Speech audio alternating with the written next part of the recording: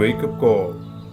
The Lord heard their prayers and had regard for their distress. For the people fasted many days throughout Judea and in Jerusalem before the sanctuary of the Lord Almighty. The book of Judith, chapter 4, verse 13.